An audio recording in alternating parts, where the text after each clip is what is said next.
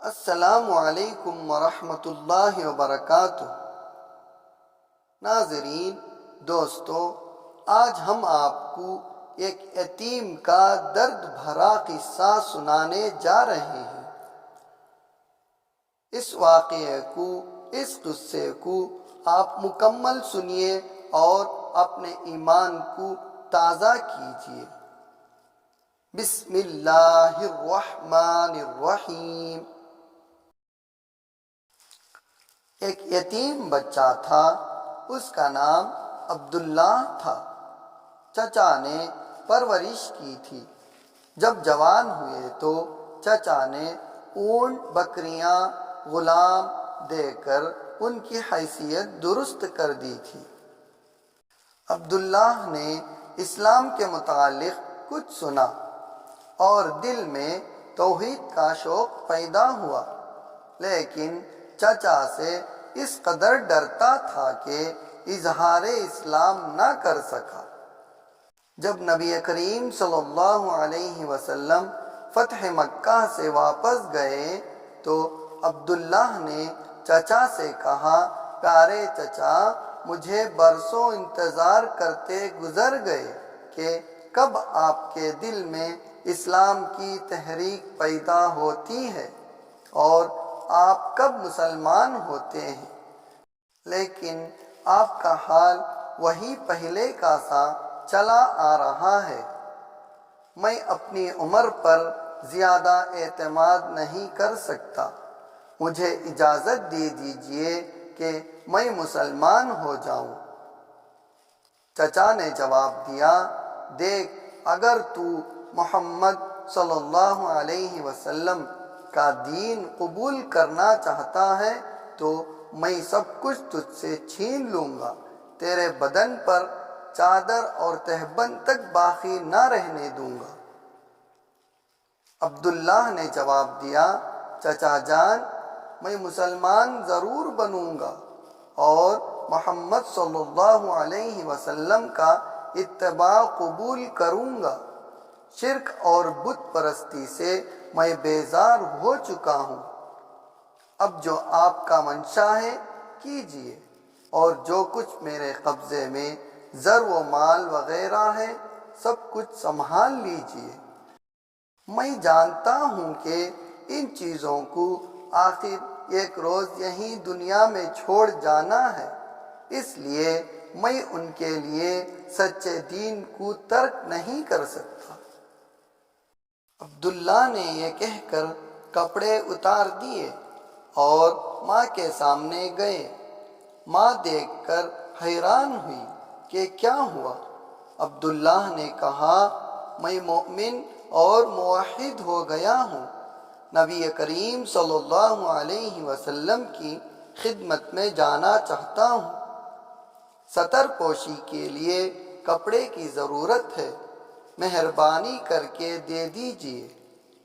ماں نے ایک کمبل دے دیا۔ عبداللہ نے کمبل پھاڑا، آدھے کا تہبند بنا لیا اور آدھا اوپر اوڑھ لیا اور مدینے کو روانہ ہو گیا۔ الصبح مسجد نبوی میں پہنچ گیا اور مسجد سے تکیہ لگا کر حضرت صلی اللہ علیہ وسلم کے انتظار میں بیٹھ گیا۔ نبی کریم صلی اللہ علیہ وسلم جب مسجد مبارک میں آئے، اسے دیکھ کر پوچھا، کون ہو؟ کہا، میرا نام عبدالعزیٰ ہے، فقیر و مسافر ہوں، عاشق جمال اور طالب ہدایت ہو کر در دولت آ پہنچا ہوں۔ نبی کریم صلی اللہ علیہ وسلم نے فرمایا، تمہارا نام عبداللہ ہے، ذوالبجادین لقب ہے، تم ہمارے قریب ہی ٹھہرو اور مسجد میں رہا کرو۔ عبداللہ اصحاب صفہ میں شامل ہو گئے، نبی کریم صلی اللہ علیہ وسلم سے قرآن سیکھتے اور دن بھر عجب و شوق و ذوق اور جوش و نشاط سے پڑھا کرتے۔ ایک دفعہ حضرت عمر فاروق رضی اللہ عنہ نے کہا کہ لوگ تو نماز پڑھ رہے ہیں اور یہ اعرابی اس قدر بلند آواز سے ذکر کر رہا ہے کہ دوسروں کی قرأت میں مزاحمت ہوتی ہے۔